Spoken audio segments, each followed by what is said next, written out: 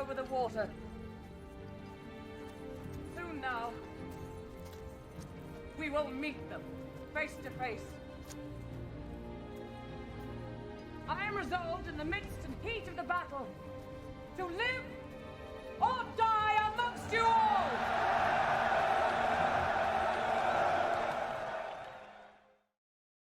8 August 1588 উত্তাল English channel. বাতাসের গর্জনের সাথে মিশে যাচ্ছে কামানের ধোঁয়া আর হাজারো মানুষের আর্তনাদ। স্পেনের অজেয় নৌবহর, যাকে বলা হতো দ্য ইনভিজিবল আর্মাডা, আজ আগুনের লেলিহান শিখায় জ্বলছে।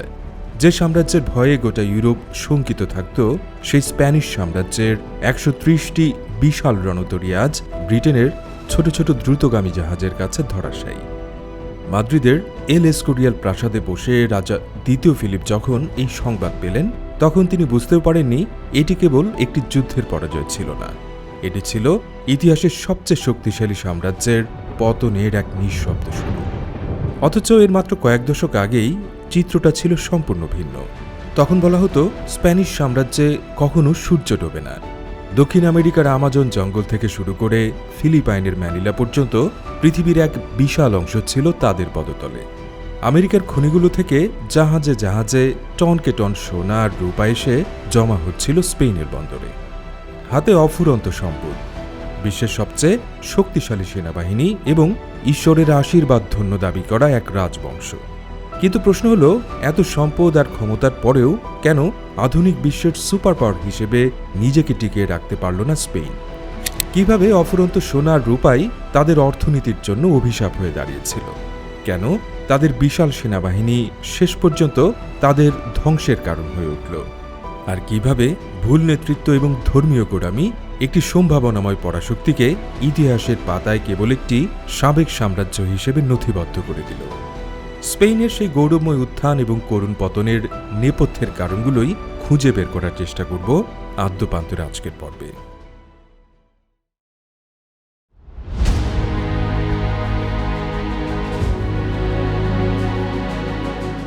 2 জানুয়ারি 1492 দক্ষিণ স্পেনের গ্রানাডা। শীতের সকালের কুয়াশা ভেদ করে আলহামব্রা প্রাসাদের সর্বোচ্চ মিনার টোরে ডিলা ভেলাতে ধীরে ধীরে উঁচিয়ে ধরা হলো একটি রূপালী ক্রুশ এবং ক্যাস্টিলের রাজকীয় পতাকা। নিচে হাজার হাজার স্প্যানিশ সৈন্যের গগন বিদারী উল্লাস।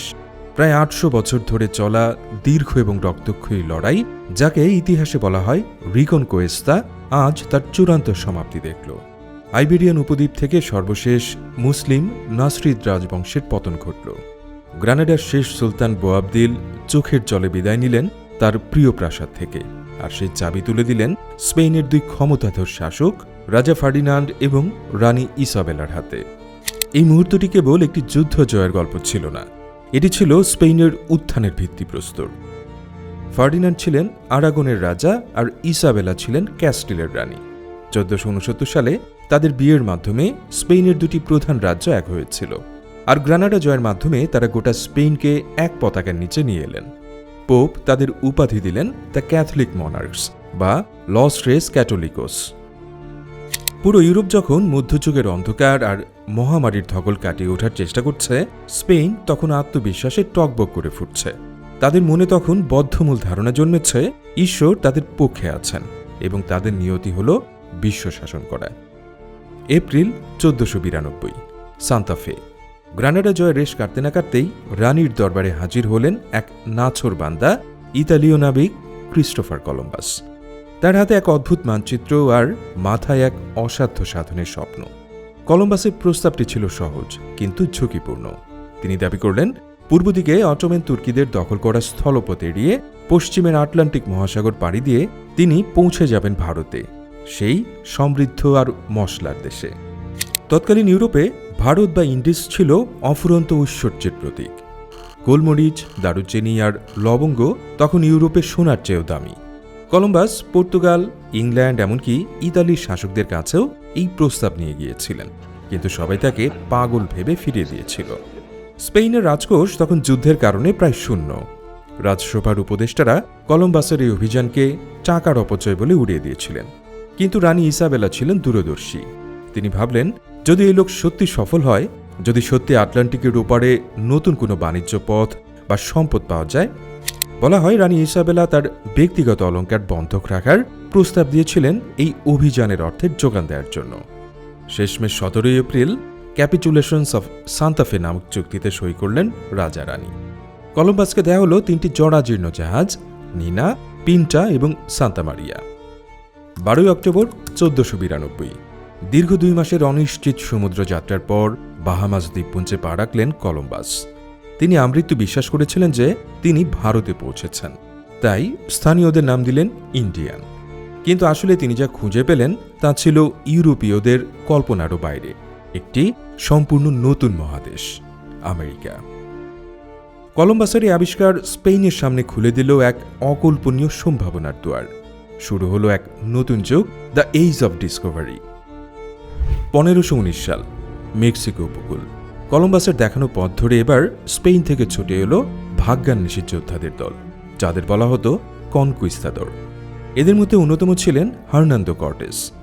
মাত্র 500 সৈন্য, 16টি ঘোড়া আর কয়েকটি কামান নিয়ে তিনি চ্যালেঞ্জ ছুড়ে দিলেন বিশাল অ্যাজটেক সাম্রাজ্যের সম্রাট মন্টেজুমার বিরুদ্ধে। অ্যাজটেকদের রাজধানী টেনচোটিটলান, যা বর্তমান মেক্সিকো সিটি, সেই শহর থেকে স্প্যানিশরা বিস্ময়ে হতবাক হয়ে গিয়েছিল। হ্রদের মাঝখানে ভাসমান এই শহরটি ছিল তৎকালীন প্যারিস বা লন্ডনের চেয়েও বড় এবং সুশৃঙ্খল।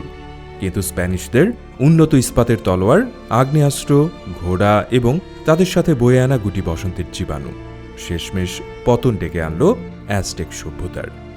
কর্টেস মেক্সিকো দখল করে জাহাজ ভর্তি সোনা পাঠাতে শুরু করলেন স্পেনে। 1532 সাল, পেরুর আন্দিজ পর্বতমালা। উত্তরে যখন অ্যাজটেক সাম্রাজ্য ধূলিসাৎ, তখন দক্ষিণে আরেক কনকুইস্তাদর ফ্রান্সিসকো পিজারো হানা দিলেন ইনকা সাম্রাজ্যে। মাত্র 168 জন স্প্যানিশ সৈন্য নিয়ে তিনি মুখোমুখি হলেন ইনকা সম্রাট আতাহুয়ালপার 80,000 সৈন্যের বিশাল বাহিনীর। ধূর্ত পিজারো আলোচনার ভান করে আতাহুয়ালপাকে বন্দী করলেন। সম্রাট তার মুক্তির বিনিময়ে একটি বড় ঘর, একবার সোনা দিয়ে এবং 2বার রূপা দিয়ে পূর্ণ করে দেওয়ার প্রস্তাব দিলেন। ইতিহাসে এটি ছিল মুক্তিপণের সবচেয়ে বড় ঘটনা। ইনকারা কথা রেখেছিল, কিন্তু পিজারো রাখেননি। সোনা হস্তগত হওয়ার পর তিনি নির্মমভাবে হত্যা করলেন ইনকা সম্রাটকে। ধ্বংস হয়ে গেল দক্ষিণ আমেরিকার সবচেয়ে সমৃদ্ধ সভ্যতা।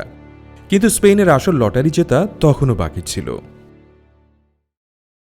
1545 সাল, বলিভিয়া। স্প্যানিশরা আন্দিজ পর্বতমালার অনেক উঁচুতে অবস্থিত এক নির্জন স্থানে খুঁজে পেল সেরো রিকো বা ধনী পাহাড়। এটি ছিল কার্যত নিরেট রূপার তৈরি একটি পাহাড়। পোটোসি নামের এই স্থানটি রাতারাতি পৃথিবীর অন্যতম ধনী এবং জনবহুল শহরে পরিণত হল।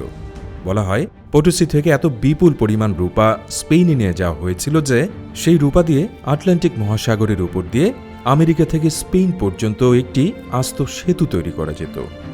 স্প্যানিশ গ্যালিয়ন বা বিশাল আকৃতির জাহাজগুলো নিয়মিত আটলান্টিক পাড়ি দিয়ে সেভিয়া বন্দরে ভিড়ত। প্রতিটি জাহাজ থেকে নামত টনকে টন সোনা আর রূপার বার। 16 শতকের মাঝামাঝি সময়ে বিশ্ব বাণিজ্যে ব্যবহৃত মোট মূল্যবান ধাতুর প্রায় 60 থেকে 80% আসছিল স্পেনের এই উপনিবেশগুলো থেকে। এই অভাবনীয় সম্পদ স্পেনকে রাতারাতি ইউরোপের সুপার পাওয়ারে পরিণত করল। মাদ্রিদের রাজপ্রাসাদে তখন উৎসবের আমেজ। স্প্যানিশ মুদ্রা পিস অফ 8 হয়ে উঠল বিশ্বের প্রথম আন্তর্জাতিক মুদ্রা, আজকের মার্কিন ডলারের মতো। স্প্যানিশদের মনে তখন দৃঢ় বিশ্বাস জন্মালো যে তারা ঈশ্বরের নির্বাচিত জাতি, তাদের কেউ হারাতে পারবে না। তারা ভাবল তাদের সম্পদের উৎস অফুরন্ত।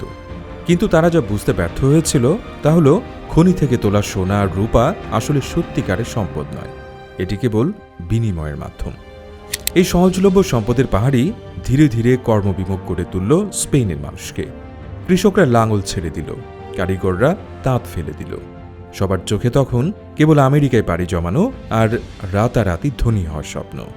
1492 সালে যে স্বপ্নের বীজ বোনা হয়েছিল গ্রানাডার বিজয় আর কলম্বাসের যাত্রার মধ্য দিয়ে, মাত্র কয়েক দশকের ব্যবধানে তা মহির হয়ে পরিণত হল ঠিকই, কিন্তু সেই গাছের শেকড়েই বাসা বাঁধতে শুরু করল এক অদৃশ্য পচন।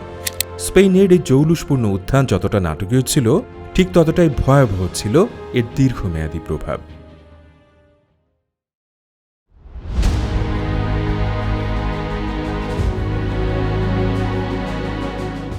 সেভিয়া বন্দর, স্পেন। 1560 সাল, গুমোট গরমের দুপুর। কিন্তু গোয়াদালকিবির নদীর তীরে তিল ধারণের ঠাঁই নেই। হাজার হাজার মানুষের চোখ নদীর মোহনার দিকে। দূর দিগন্ত রেখায় ধীরে ধীরে দৃশ্যমান হতে শুরু করেছে বিশাল পালতোলা জাহাজের মাস্তুল। একটি নয়, দুটি নয়, পুরো একটি নৌবহর। এটি বিখ্যাত ফ্লোটা ডে ইন্ডিয়াস বা স্প্যানিশ ট্রেজার ফ্লিট। আমেরিকা থেকে দীর্ঘ আটলান্টিক পাড়ি দিয়ে ঘরে ফিরছে তারা। বন্দরের মুখে অবস্থিত টরে ডেল অরো বা স্বর্ণের মিনারটি বিকেলের রোদে চকচক করছে, কিন্তু জাহাজের খোলে যা আছে তার উজ্জ্বলতা এই মিনারের চেয়েও হাজার গুণ বেশি। জাহাজগুলো নোঙর ফেলার সাথে সাথে শুরু হলো এক মহাযজ্ঞ। নামানো হচ্ছে হাজার হাজার রৌপ্যদণ্ড, সোনার সিন্দুক, পান্না আর দামি সব মণিমুক্তা। শ্রমিকদের পিঠ বেয়ে ঘাম ঝরছে, কিন্তু তাদের চোখে মুখে এক অদ্ভুত ঘোর। মাদ্রিদের রাজকোষ, চার্চের ভল্ট আর বণিকদের সিন্দুক উপচে পড়ছে সম্পদের ভারে।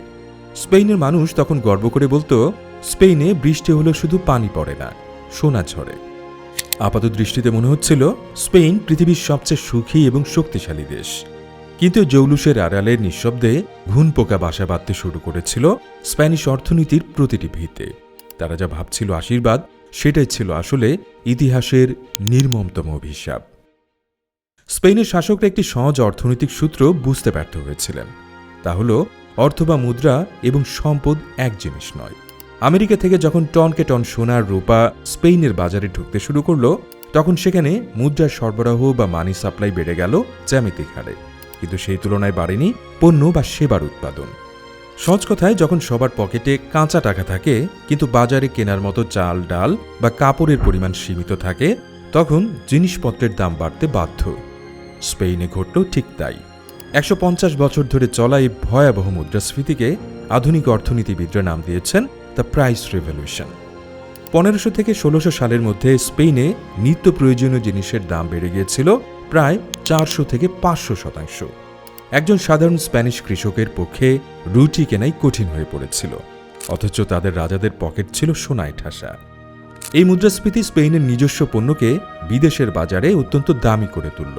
ফলে ধসে পড়তে শুরু করল স্পেনের রপ্তানি বাণিজ্য, কারণ এত চড়া দামে স্প্যানিশ পণ্য কিনতে চাইত না অন্য কোনো দেশ। অর্থনীতির ভাষায় একটি টার্ম আছে, ডাচ ডিজিজ। যখন কোনো দেশ প্রাকৃতিক সম্পদ যেমন তেল বা গ্যাসের উপর অতিরিক্ত নির্ভরশীল হয়ে পড়ে, তখন তাদের অন্যান্য উৎপাদনশীল খাত অর্থাৎ কৃষি বা অন্যান্য শিল্প ধ্বংস হয়ে যায়। ১৬ শতকের স্পেন ছিল এই ডাচ ডিজিজের প্রথম এবং সবচেয়ে বড় উদাহরণ। সহজলভ্য সোনারূপা স্পেনের সমাজ ব্যবস্থায় এক মারাত্মক মনস্তাত্ত্বিক পরিবর্তন নিয়ে এসেছিল। স্প্যানিশ অভিজাত শ্রেণী বা হিদালগোরা মনে করত কায়িক শ্রম বা ব্যবসা করা নিচু জাতের কাজ। তাদের কাছে সম্মানের মাপকাঠি ছিল কে কত বড় জমিদার অথবা কে সেনাবাহিনীতে কাজ করে। এদিকে আমেরিকার খনি থেকে আসা সম্পদের কারণে স্পেনের মানুষের মনে হলো, আমাদের কষ্ট করে কাপড় বোনার কি দরকার, বা লোহা গলিয়ে অস্ত্র বানানোরই বা কি প্রয়োজন। আমাদের কাছে তো টাকা আছে, আমরা অন্য দেশ থেকে কিনে নেব। এই মানসিকতাই ছিল স্পেনের কফিনে শেষ পেরেক। স্পেনের বিখ্যাত পশম শিল্প বা উল ইন্ডাস্ট্রি, যা একসময় ইউরোপ সেরা ছিল, তা অবহেলায় ধুঁকতে শুরু করল। সেগোভিয়া বা টলেডোর মতো শহরগুলো, যা একসময় উৎপাদনের কেন্দ্র ছিল, সেগুলো ধীরে ধীরে জনশূন্য হতে লাগল। মজার বিষয় হচ্ছে, ঠিক একই সময়ে স্পেনের উত্তরে থাকা ইংল্যান্ড এবং নেদারল্যান্ডস কিন্তু বসেছিল না। তারা স্পেনের এই অলসতাকে কাজে লাগালো। তারা কারখানা তৈরি করলো, জাহাজ বানালো এবং সস্তায় পণ্য উৎপাদন করে স্পেনের বাজারে বিক্রি করতে শুরু করলো। স্পেন হয়ে উঠল ইউরোপের ভোক্তা, আর তাদের চিরশত্রু ইংল্যান্ড ও ফ্রান্স হয়ে উঠল তাদের উৎপাদক। স্পেনের অবস্থা তখন এমন এক কলসের মতো, যার তলায় বিশাল ফুটো। উপর দিয়ে অনবরত সোনা ঢালা হচ্ছে, কিন্তু নিচ দিয়ে তা বেরিয়ে যাচ্ছে। একজন সমসাময়িক ফরাসি অর্থনীতিবিদ বিদ্রূপ করে বলেছিলেন, স্পেন হলো এমন এক মুখ যা খাবার চিবিয়ে নরম করে, কিন্তু সেই খাবার হজম করে পেটের ক্ষুধা মেটায় অন্য অঙ্গ প্রত্যঙ্গ। আমেরিকা থেকে লুট করা সোনা স্পেনে নামতো ঠিকই, কিন্তু তা স্পেনে থাকতো না। যেমন স্পেনের অভিযাত্রা বিলাসিতার জন্য কিন্তু ইতালিয়ান সিল্ক, ফলে টাকা চলে যেত ইতালিতে। স্পেনের সেনাবাহিনী ডাচ বা ফ্লেমিশদের তৈরি উন্নত মানের কাপড় পরত, টাকা চলে যেত নেদারল্যান্ডসে। এমনকি স্পেনের যুদ্ধজাহাজের জন্য কাঠ আর কামান কেনা হতো জার্মানি বা স্ক্যান্ডিনেভিয়া থেকে। সবচেয়ে মর্মান্তিক ব্যাপার হলো, স্পেনের এই সোনা শেষ পর্যন্ত গিয়ে জমা হতো তাদের সবচেয়ে বড় শত্রুদের ব্যাংকে। যে ইংল্যান্ড বা নেদারল্যান্ডসের বিরুদ্ধে স্পেন যুদ্ধ করছিল, সেই যুদ্ধের খরচ মেটানোর টাকাই পরোক্ষভাবে ওই শত্রু দেশগুলোর অর্থনীতিকে শক্তিশালী করছিল। রাজা দ্বিতীয় ফিলিপ এবং তার পূর্বসূরীরা মনে করতেন আমেরিকার খনিগুলো অফুরন্ত, তাই তারা ভবিষ্যতের আয়ের উপর ভিত্তি করে দেদারসে ঋণ নিতেন। জার্মানির বিখ্যাত ফুগার এবং ইতালির জেনুয়েস ব্যাংকাররা স্পেনকে চড়া সুদে ঋণ দিত। এই সুদের হার মাঝে মধ্যে 40 থেকে 50% পর্যন্ত পৌঁছে যেত। পরিস্থিতি এমন হাস্যকর পর্যায়ে পৌঁছালো যে কোনো ট্রেজার ফ্লিট বা রত্ন বোঝাই জাহাজ সেভিয়া বন্দরে ভেড়ার আগেই সেই জাহাজের পুরো সম্পদের মালিকানা কাগজে কলমে ব্যাংকারদের হাতে চলে যেত। স্পেনের রাজা কেবল সেই সোনা ছুঁয়ে দেখার সুযোগ পেতেন, ব্যবহারের নয়। 1557 সালে প্রথমবারের মতো স্পেন নিজেকে দেউলিয়া ঘোষণা করে। ভাবা যায় পৃথিবীর সবচেয়ে বেশি সোনার মালিক দেশটি বলছে তাদের পকেটে কানাকড়িও নেই। এবং এটি একবার নয়, পরবর্তী 100 বছরে আরও 8 বার স্পেন নিজেকে দেউলিয়া বা ব্যাংক্রাফট ঘোষণা করতে বাধ্য হয়। গ্রিক মিথোলজিতে রাজা মিডাস যা স্পর্শ করতেন তাই সোনা হয়ে যেত। প্রথমে তিনি একে আশীর্বাদ ভেবেছিলেন, কিন্তু যখন তিনি দেখলেন তার খাবার, পানি, এমনকি নিজের প্রিয়তমা কন্যাও সোনায় পরিণত হয়েছে, তখন তিনি বুঝলেন এটি আশীর্বাদ নয়, এটি অভিশাপ। স্পেনের গল্পটিও ঠিক রাজা মিডাসের মতোই। তারা ভেবেছিল সোনার রূপাই হলো আসল শক্তি। তারা বোঝেনি যে একটি জাতির আসল সম্পদ হলো তার মানুষের কর্মদক্ষতা, তার শিল্প কারখানা এবং তার কৃষি। খনিজ সম্পদ একদিন ফুরিয়ে যায়, কিন্তু মানুষের মেধা বা কর্মদক্ষতা ফুরিয়ে যায় না। স্পেন যখন খনির গভীরে তাদের ভবিষ্যৎ খুঁজছিল, ইউরোপের বাকি দেশগুলো তখন তাদের ভবিষ্যৎ গড়ছিল কারখানার ধোঁয়ায় আর বাণিজ্যের প্রসারে।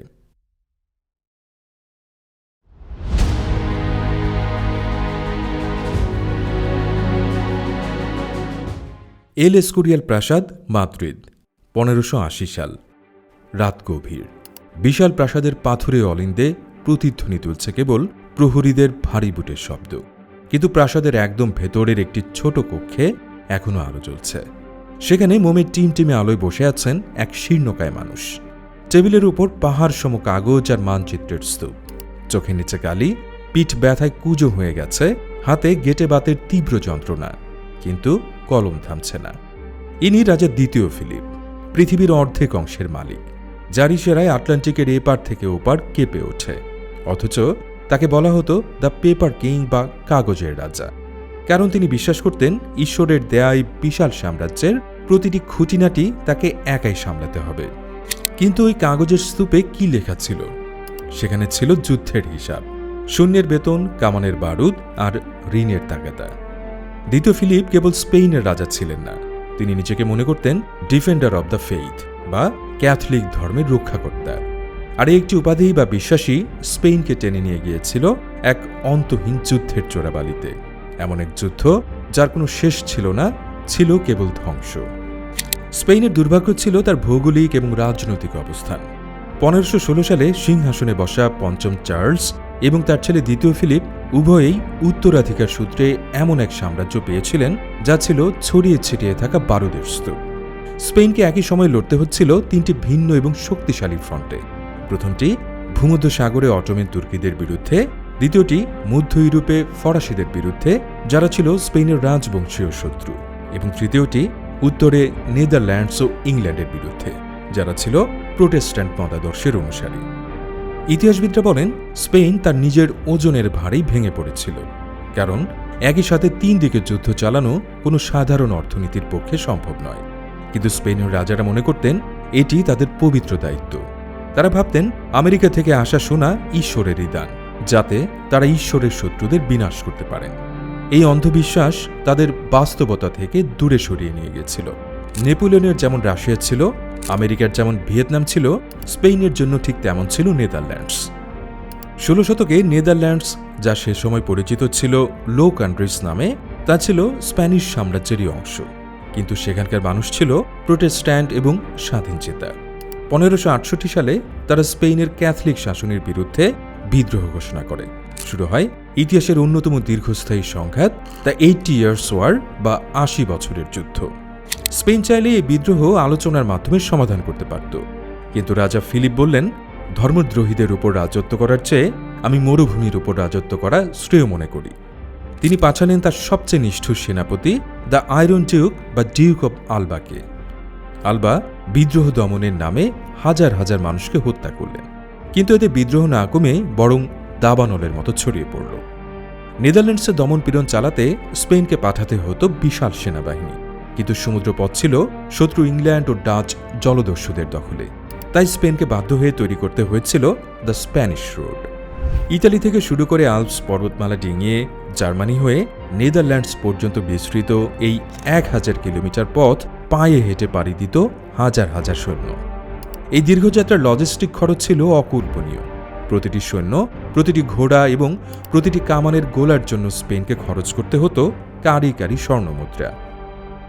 নেদারল্যান্ডসের এই যুদ্ধ স্পেনের রাজকোষের জন্য একটি ব্ল্যাক হোলে পরিণত হয়েছিল, যা শুষে নিচ্ছিল আমেরিকা থেকে আনা সব সম্পদ। যুদ্ধ মানেই নগদ টাকা, আর স্পেনের হাতে সোনা থাকলেও তা সঠিক সময়ে হাতে আসত না। আটলান্টিকের ঝড় কিংবা জলদস্যুদের কবলে পড়ে ট্রেজার ফ্লিট আসতে প্রায় দেরি হতো, কিন্তু যুদ্ধক্ষেত্রে সৈন্যদের বেতন বা রসদ তো আর বাকি রাখা যায় না। তাই রাজা ফিলিপ শরণাপন্ন হলেন আন্তর্জাতিক মহাজনদের, জার্মানির ফুগার এবং ওয়েলসার পরিবার কিংবা ইতালির জেনুয়েস ব্যাংকারদের কাছে। শুরু হলো ঋণের এক অদ্ভুত এবং জটিল পদ্ধতি, যাকে বলা হতো অ্যাসিয়েন্তো। এগুলো ছিল চড়া সুদের স্বল্পমেয়াদী ঋণ চুক্তি। রাজা বলতেন, পরে ট্রেজার ফ্লিট বন্দরে ভিড়লেই আমি তোমাদের টাকা শোধ করে দেব। কিন্তু প্রায়ই ফ্লিট আসতে দেরি হতো, অথবা জাহাজে যা আসত তা ঋণের তুলনায় কম হতো। তখন পুরনো ঋণ শোধ করতে রাজা আরও চড়া সুদে নতুন ঋণ নিতেন। একে অর্থনীতির ভাষায় বলা হয় ডেট রোল ওভার বা ঋণের পাহাড় গড়া। 1560-এর দশকে স্পেনের জাতীয় বাজেটের প্রায় 2/3 ব্যয় হতো ঋণের সুদ গুনতে, অর্থাৎ দেশের রাস্তাঘাট, স্কুল বা উন্নয়নের জন্য কোনো টাকাই অবশিষ্ট থাকত না। স্পেনের সাধারণ মানুষের করের টাকা এবং আমেরিকার রক্তমাখা সোনা সবই চলে যেত জার্মানি আর ইতালির ব্যাংকারদের সিন্ধুকে। ঋণের এই বিষাক্ত চক্রের সবচেয়ে ভয়াবহ রূপটি দেখা গেল 1576 সালে। স্প্যানিশ রাজকোষ তখন এতটাই শূন্য যে নেদারল্যান্ডসে যুদ্ধরত সৈন্যদের বেতন দেওয়া সম্ভব হচ্ছিল না। দিনের পর দিন, মাসের পর মাস বিনা বেতনে ক্ষুধার্ত সৈন্যরা ধৈর্যের ভাত হারিয়ে ফেলল। তারা করে বসল অকল্পনীয় এক কাজ। 4 নভেম্বর 1576 বেতন না পাওয়া স্প্যানিশ সৈন্যরা চড়াও হল নেদারল্যান্ডসের সবচেয়ে সমৃদ্ধ শহর অ্যান্টওয়ার্পের উপর। এটি কোনো যুদ্ধ ছিল না, এটি ছিল একতরফা লুণ্ঠন ও গণহত্যা। ইতিহাসে এটি দ্য স্প্যানিশ ফিউরি নামে কুখ্যাত। 3 দিনের এই তাণ্ডবে প্রায় 7000 নাগরিককে হত্যা করা হয় এবং হাজার হাজার বাড়িঘর পুড়িয়ে দেয়া হয়। অথচ অ্যান্টওয়ার্প ছিল স্প্যানিশ সাম্রাজ্যেরই একটি বাণিজ্যিক শহর। এই ঘটনাটি ছিল স্পেনের জন্য আত্মঘাতী, কারণ এই ধ্বংসযজ্ঞের ফলে অ্যান্টওয়ার্প তার বাণিজ্যিক গুরুত্ব হারিয়ে ফেলে এবং সেই সুযোগে আমস্টারডাম হয়ে ওঠে ইউরোপের নতুন অর্থনৈতিক রাজধানী। বিশ্বের সবচেয়ে ধনী সম্রাট পঞ্চম চার্লস তার মৃত্যুর সময় রাজকোষে রেখে গিয়েছিলেন বিশাল ঋণ। তার ছেলে দ্বিতীয় ফিলিপ তার শাসন আমলে 4 বার 1557, 1575, 1596 এবং 1607 সালে স্পেনকে দেউলিয়া ঘোষণা করতে বাধ্য হয়েছিলেন। রাষ্ট্রীয়ভাবে দেউলিয়া ঘোষণা করার মানে হল রাজা মহাজনদের ডেকে বলতেন, আমার কাছে টাকা নেই, আমি তোমাদের ঋণ শোধ করতে পারবো না, যা পারো করে নাও। এর ফলে সাময়িকভাবে রাজা হয়তো স্বস্তি পেতেন, কিন্তু দীর্ঘমেয়াদে স্পেনের বিশ্বাসযোগ্যতা বা ক্রেডিট রেটিং ধুলোয় মিশে যেত। পরের বার ঋণ নিতে গেলে ব্যাংকাররা সুদের হার আরও বাড়িয়ে দিত। স্পেন মনে করেছিল তারা ঈশ্বরের সৈনিক, তাই তাদের পরাজয় অসম্ভব। কিন্তু তারা ভুলে গিয়েছিল যে যুদ্ধের রসদ আসে মাটি থেকে, আকাশ থেকে নয়। রাজা ফিলিপ তার জীবনের শেষ দিনগুলোতে এল এসকোরিয়ালের বিছানায় শুয়ে শুয়ে হয়তো ভাবতেন, কোথায় গেল ইনকাদের এত সোনা, কোথায় গেল পটসির রূপার পাহাড়? উত্তরটি ছিল খুবই সহজ। সেই সোনা বারুদ হয়ে পুড়ে গেছে ফ্ল্যান্ডার্সের কাদা ভরা যুদ্ধক্ষেত্রে, অথবা জমা হয়েছে ফুগার ব্যাংকের শীতল ভল্টে। স্পেন কেবল মাঝখান দিয়ে সেই সোনা বয়ে নিয়ে যাওয়া এক বাহক বা কুলি হিসেবে কাজ করেছে, মালিক হতে পারেনি। আর যখন রাজকোষ শূন্য, সৈন্যরা বিদ্রোহী এবং মহাজনরা দরজায় কড়া নাড়ছে, ঠিক তখনই স্পেনের সমাজকে ভেতর থেকে গ্রাস করতে শুরু করল আরেক অন্ধকার। তা হল ধর্মীয় গোঁড়ামি এবং মেধা নির্বাসন।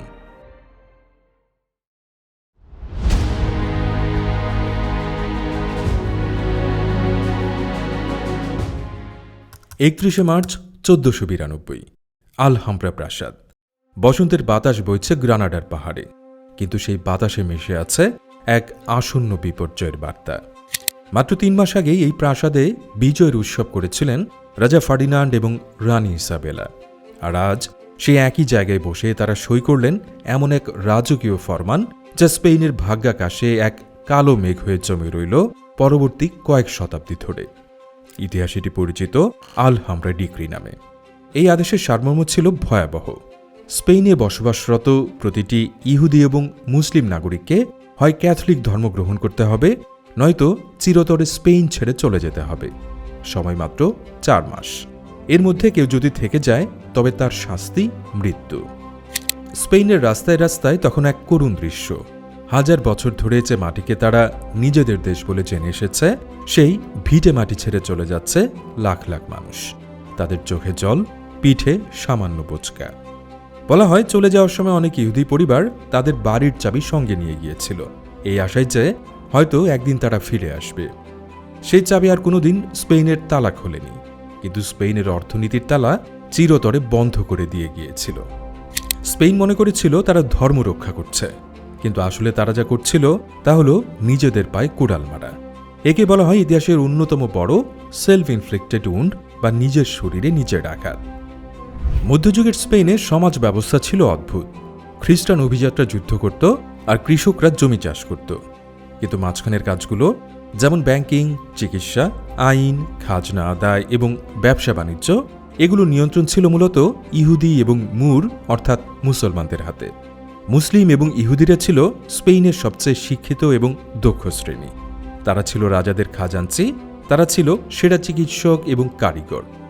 1492 সালের ওই একটি সিদ্ধান্তে স্পেন প্রায় 2 লাখেরও বেশি দক্ষ নাগরিককে দেশ থেকে বের করে দিল। এর ফলাফল হল তাৎক্ষণিক এবং ভয়াবহ। স্পেনের কর ব্যবস্থা বা ট্যাক্স কালেকশন সিস্টেম ভেঙে পড়ল, কারণ হিসাব রাখার লোক ছিল না। ব্যাংকগুলো বন্ধ হয়ে গেল, কারণ ঋণ দেওয়ার মতো মহাজন বা ব্যাংকার ছিল না, এবং চিকিৎসা সেবা মুখ থুবড়ে পড়ল। স্পেন যখন আমেরিকা থেকে লুট করা সোনা গুনতে ব্যস্ত, তখন সেই সোনা কিভাবে বিনিয়োগ করে সম্পদ বাড়াতে হয় সেই বুদ্ধিওয়ালা মানুষগুলোকেই তারা দেশ ছাড়া করল। দেশ থেকে ভিন্ন মতাবলম্বীদের বের করে দিয়েই শান্ত হল না স্পেন। যারা ধর্মান্তরিত হয়ে স্পেনে থেকে গেল তাদের উপর নেমে এলো এক বিভীষিকা, দ্য স্প্যানিশ ইনকুইজিশন। 1478 সালে শুরু হওয়া এই বিচার ব্যবস্থার উদ্দেশ্য ছিল কারো মনে যদি ক্যাথলিক ধর্মের বাইরে অন্য কোনো চিন্তা থাকে তবে তাকে খুঁজে বের করে শাস্তি দেয়া। এর নেতৃত্বে ছিলেন কুখ্যাত গ্র্যান্ড ইনকুইজিটর টমাস ডি টরকুয়েমাদা। স্পেনের শহরগুলোর প্রধান চত্বরে আয়োজন করা হতো অটো ডি ফে বা বিশ্বাসের বিচার। হাজার হাজার মানুষের সামনে ধর্মদ্রোহীদের জ্যান্ত পুড়িয়ে মারা হতো। এই দৃশ্য দেখার জন্য তৈরি হতো উৎসবের আমেজ। এই ভয়ের রাজত্ব স্পেনের মানুষের মনোজগৎকে পুরোপুরি পঙ্গু করে দেয়। মানুষ ভাবতে ভয় পেত। নতুন কোনো বৈজ্ঞানিক তত্ত্ব বা দর্শন নিয়ে কথা বলা মানেই ছিল ইনকুইজিশনের নজরে পড়া। যখন গ্যালিলিও বা কোপার্নিকাস ইউরোপে বিজ্ঞানের নতুন দিগন্ত উন্মোচন করছিলেন, তখন স্পেনের ইনকুইজিশন ব্যস্ত ছিল বই পড়াতে। যে কোনো বিদেশি বই স্পেনে নিষিদ্ধ ছিল। বিজ্ঞান চর্চাকে দেখা হতো সন্দেহের চোখে। ফলে 16 এবং 17 শতকে ইউরোপ জুড়ে যখন সায়েন্টিফিক রেভলিউশন বা বৈজ্ঞানিক বিপ্লব ঘটছিল, স্পেন তখন জানালা বন্ধ করে বসেছিল অন্ধকার ঘরে। তারা মিস করল রেনেসা, তারা মিস করল শিল্প বিপ্লবের সূচনা। মুসলিম ও ইহুদি বিতাড়নের প্রায় 100 বছর পর 1609 সালে রাজা তৃতীয় ফিলিপ আরেকটি আত্মঘাতী সিদ্ধান্ত নিলেন। এবার টার্গেট মরিস্কোরা। মরিস্কোরা ছিল মূলত মুসলমান বংশোদ্ভূত, যাদেরকে জোরপূর্বক খ্রিস্ট ধর্মে দীক্ষিত করা হয়েছিল। কিন্তু রাজা এবং চার্চ সন্দেহ করত যে তারা গোপনে ইসলাম পালন করে এবং অটোমান তুর্কিদের গুপ্তচর হিসেবে কাজ করে। রাজা ফিলিপ আদেশ দিলেন সব মরিস্কোকে স্পেন ছাড়তে হবে। প্রায় 3 লাখ মানুষকে জোর করে উত্তর আফ্রিকায় পাঠিয়ে দেওয়া হলো। এই ঘটনা ছিল স্পেনের কৃষি খাতের কফিনের শেষ পেরেক। মরিস্কোরা ছিল দক্ষ কৃষক। বিশেষ করে ভ্যালেন্সিয়া এবং আরাগন অঞ্চলে তারা তৈরি করেছিল জটিল সেচ ব্যবস্থা বা ইরিগেশন সিস্টেম। তারা ফল, সবজি এবং রেশম চাষে ছিল অপ্রতিদ্বন্দ্বী। মরিস্কোরা চলে যাওয়ার পর ভ্যালেন্সিয়ার বিশাল কৃষিভূমি পরিণত হল পতিত জমিতে। সেচ নালাগুলো শুকিয়ে গেল। স্পেনের জনসংখ্যার একটি বড় অংশ কমে গেল, আর তার সাথে সাথে কমে গেল খাদ্য উৎপাদন। যে স্পেন একসময় শস্য ভাণ্ডার ছিল, সেই স্পেনকে তখন বাইরে থেকে খাবার আমদানি করতে হচ্ছিল। স্প্যানিশ সমাজ ব্যবস্থায় একটি অদ্ভুত এবং বিষাক্ত ধারণা গেঁথে গিয়েছিল, যাকে বলা হতো লিম্পিয়াজা ডি সাংগ্রে বা রক্তের শুদ্ধতা। সরকারি চাকরি, সেনাবাহিনী, বিশ্ববিদ্যালয় বা চার্চে কোনো পদ পেতে হলে একজনকে প্রমাণ করতে হতো যে তার পূর্বপুরুষদের রক্তে কোনো ইহুদি বা মুসলমান রক্ত নেই, সে একজন ওল্ড ক্রিশ্চান। এর ফলে স্পেনে মেধার কোনো মূল্য রইল না। একজন ব্যক্তি যতই দক্ষ বা মেধাবী হোক না কেন, তার বংশ পরিচয় যদি শুদ্ধ না হয় তবে তার কোনো ভবিষ্যৎ ছিল না। অন্যদিকে একজন অযোগ্য ব্যক্তি কেবল তার শুদ্ধ রক্তের সার্টিফিকেটের জোরে বড় বড় পদে বসে যেত। এই বর্ণবাদী প্রথা স্পেনকে পরিণত করল একটি স্থবির এবং অচল সমাজে। যেখানে ইংল্যান্ড বা নেদারল্যান্ডসে একজন সাধারণ কামারের ছেলে তার মেধার জোরে অ্যাডমিরাল বা বিজ্ঞানী হতে পারত, সেখানে স্পেনে জন্মই নির্ধারণ করে দিত কে কোথায় পৌঁছাবে। কিন্তু স্পেন থেকে বিতাড়িত এই হাজার হাজার মেধাবী মানুষ কোথায় গেল? তারা বাতাসে মিলিয়ে যায়নি। তারা আশ্রয় নিল স্পেনের শত্রু দেশগুলোতে, নেদারল্যান্ডস, ইংল্যান্ড এবং অটোম্যান সাম্রাজ্যে। আমস্টারডাম এবং লন্ডনে গিয়ে তারা গড়ে তুলল আধুনিক ব্যাংকিং ব্যবস্থা। তারা তাদের সাথে নিয়ে গেল স্পেনের বাণিজ্য রুটগুলোর গোপন মানচিত্র এবং ব্যবসায়িক নেটওয়ার্ক। স্পেনের ফেলে দেয়া মেধা দিয়েই নেদারল্যান্ডস তাদের গোল্ডেন এজ বা স্বর্ণযুগ গড়ে তুলল। ডাচ ইস্ট ইন্ডিয়া কোম্পানির উত্থানের পেছনে ছিল এই বিতাড়িত বণিকদের বিশাল ভূমিকা। 16 শতকের শেষে এসে স্পেন হয়ে উঠেছিল এমন এক দেশ যেখানে অনেক পাদ্রী ছিল, অনেক সৈনিক ছিল, অনেক জমিদার ছিল, কিন্তু সেখানে কোনো প্রকৌশলী ছিল না, কোনো অর্থনীতিবিদ ছিল না, কোনো বিজ্ঞানী ছিল না। ধর্মীয় গোড়ামি স্পেনকে একটি বুদ্ধিবৃত্তিক মরুভূমিতে পরিণত করেছিল। আর এই মরুভূমিতে যখন নেতৃত্বের সংকট দেখা দিল, তখন বিশাল স্প্যানিশ সাম্রাজ্য তাসের ঘরের মতো ভেঙে পড়তে সময় নিল না।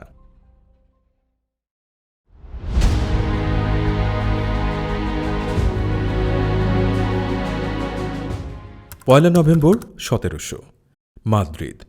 রয়্যাল আলকাজার প্রাসাদের জানালাগুলো ভারী পর্দা দিয়ে ঢাকা, ভেতরে মৃত্যুর নিস্তব্ধতা। বিছানায় শুয়ে আছেন 39 বছর বয়সী এক ব্যক্তি, কিন্তু তাকে দেখে মনে হচ্ছে 80 বছরের বৃদ্ধ। তার চুল পড়ে গেছে, দাঁত নেই, পায়ে পানি জমে ফুলে গেছে। তিনি এতটাই দুর্বল যে নিজের মাথাটুকু তোলার শক্তিও তার নেই। ইনি আর কেউ নন, স্পেনের রাজা দ্বিতীয় চার্লস, যাকে স্পেনের মানুষ চেনে এল হেচিজাডো বা জাদুকর দ্বারা অভিশপ্ত নামে। তার শিয়রের কাছে দাঁড়িয়ে আছে ইউরোপের বড় বড় দেশের রাষ্ট্রদূতেরা। তাদের চোখে শোক নেই, আছে লোভ। তারা শকুনের মতো অপেক্ষা করছে কখন রাজার শেষ নিঃশ্বাস পড়বে, কারণ এই রাজার কোনো সন্তান নেই। তার মৃত্যুর সাথে সাথে শুরু হবে বিশাল স্প্যানিশ সাম্রাজ্য ভাগ বাটোয়ারা করার মরণ কামড়। ঠিক সকাল 11টায় রাজা মারা গেলেন, আর তার মৃত্যুর সাথে সাথেই অস্তমিত হল হ্যাবসবার্গ রাজবংশের 200 বছরের সূর্য। যে সাম্রাজ্য একসময় আটলান্টিক থেকে প্রশান্ত মহাসাগর পর্যন্ত বিস্তৃত ছিল, তা একজন অসুস্থ মানুষের দুর্বল শরীরের মতোই ভেঙে পড়ল। কিন্তু কেন এমন হল? কেন পৃথিবীর সবচেয়ে শক্তিশালী রাজবংশ এমন করুণভাবে শেষ হয়ে গেল? উত্তরটি লুকিয়ে আছে তাদের রক্তে। হ্যাবসবার্গ রাজবংশের মূল মন্ত্র ছিল ক্ষমতা পরিবারের বাইরে যেতে দেওয়া যাবে না। তারা মনে করত তাদের রাজকীয় রক্ত এতটাই পবিত্র যে সাধারণ বা অন্য কোনো রাজবংশের সাথে মিশলে তা দূষিত হয়ে যাবে। তাই তারা নিজেদের ভাই বোন, চাচা ভাতিজি বা কাজিনদের মধ্যে বিয়ে করত। একে বিজ্ঞানের ভাষায় বলা হয় ইনব্রিডিং বা আন্তঃপ্রজনন। 1516 থেকে 1700 সাল পর্যন্ত এই 184 বছরে স্প্যানিশ রাজ পরিবারের 11টি বিয়ের মধ্যে 9টি ছিল চাচা ভাতিজির মধ্যে। বংশগতি বা জেনেটিক্সের নিয়ম বড়ই নির্মম। যখন একই জিনের মানুষের মধ্যে বারবার প্রজনন ঘটে, তখন ডিএনএর দুর্বল বা খারাপ বৈশিষ্ট্যগুলো পরবর্তী প্রজন্মের মধ্যে প্রকট হয়ে ওঠে। এর সবচেয়ে বড় প্রমাণ ছিল হ্যাবসবার্গ চ। স্পেনের রাজাদের চোয়াল নিচের দিকে অদ্ভুতভাবে ঝুলে থাকত এবং উপরের পাটির সাথে মিলত না। রাজা দ্বিতীয় চার্লসের ক্ষেত্রে এটি এতটাই ভয়াবহ ছিল যে তিনি ঠিকমতো খাবার চিবোতে পারতেন না। তার জিহ্বা ছিল অস্বাভাবিক বড়, তাই তিনি স্পষ্ট করে কথাও বলতে পারতেন না। তিনি ছিলেন স্পেনের ক্ষমতার লোভের এক জীবন্ত বলি বা ভিকটিম। 1665 সালে যখন দ্বিতীয় চার্লস মাত্র 4 বছর বয়সে সিংহাসনে বসেন, তখন স্পেন এমনিতেই অর্থনৈতিক এবং সামরিকভাবে ধুঁকছে। এমন সময় প্রয়োজন ছিল একজন নেপোলিয়ন বা একজন আকবরের মতো শক্তিশালী শাসকের। কিন্তু স্পেনের কপালে জুটল এমন এক রাজা যিনি 8 বছর বয়সের আগে হাঁটতে পারেননি এবং 10 বছর বয়সের আগে কথা বলতে শেখেননি। তাকে লেখাপড়া শেখানো যায়নি, কারণ তার সেই মানসিক বিকাশই ঘটেনি। রাজা যখন অসুস্থ তখন রাজ্য চালায় কে? প্রাসাদে শুরু হলো এক নোংরা রাজনীতির খেলা। রানীমাতা মারিয়ানা, রাজপ্রাসাদের আমলা এবং চার্চের যাজকরা ক্ষমতার কলকাঠি নাড়তে শুরু করলেন। দুর্নীতি এমন পর্যায়ে পৌঁছালো যে সরকারি পদগুলো প্রকাশ্যে নিলামে বিক্রি হতে শুরু করল। সেনাবাহিনীর রসদ চুরি করে জেনারেলরা ধনী হচ্ছিলেন, আর সীমান্তে সৈন্যরা না খেয়ে মারা যাচ্ছিল। রাজা ফিলিপের আমলে তৈরি করা সেই বিশাল আমলাতন্ত্র তখন একটি স্থবির যন্ত্রে পরিণত হয়েছে। মাদ্রিদ থেকে একটি আদেশ মেক্সিকো বা ম্যানিলায় পৌঁছাতে এবং কার্যকর হতে সময় লাগত 2 বছর। রাজা দ্বিতীয় চার্লস তার জীবনের শেষ দিনগুলোতে বুঝতে পেরেছিলেন যে তার মৃত্যুর পর স্পেন আর স্বাধীন থাকবে না। ফ্রান্সের রাজা চতুর্দশ লুই এবং অস্ট্রিয়ার সম্রাট উভয়েই স্পেনের সিংহাসন দাবি করছিলেন, কারণ তারা দুজনেই ছিলেন চার্লসের আত্মীয়। 1700 সালে চার্লসের মৃত্যুর পর শুরু হল the war of Spanish succession. এটি ছিল আসলে প্রথম বিশ্বযুদ্ধ, কারণ ইউরোপের প্রায় প্রতিটি দেশ এতে জড়িয়ে পড়েছিল। 13 বছর ধরে চলা এই যুদ্ধ শেষে স্পেন ইউরোপে তার আধিপত্য পুরোপুরি হারালো। নেদারল্যান্ডস এবং ইতালির মিলান ও নেপলস চলে গেল অস্ট্রিয়ার দখলে, আর ভূকৌশলগতভাবে সবচেয়ে গুরুত্বপূর্ণ জিব্রাল্টার দখল করে নিল ব্রিটেন। স্পেন তার হাত পা হারিয়ে কেবল আইবেরিয়ান উপদ্বীপের একটি সাধারণ রাষ্ট্রে পরিণত হল।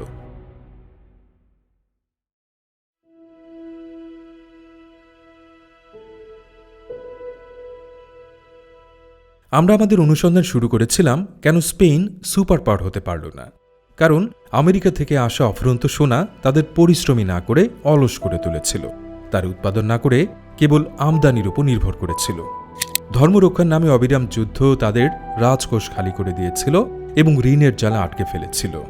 ইহুদি এবং মুসলিমদের বিতাড়ন এবং ইনকুইজিশনের ভয়ে বিজ্ঞান চর্চা বন্ধ করে তারা মেধাশূন্য হয়ে পড়েছিল এবং সবশেষে বংশগত বিশুদ্ধতা রক্ষার নামে তারা জন্ম দিয়েছিল অক্ষম এবং দুর্বল নেতৃত্বের।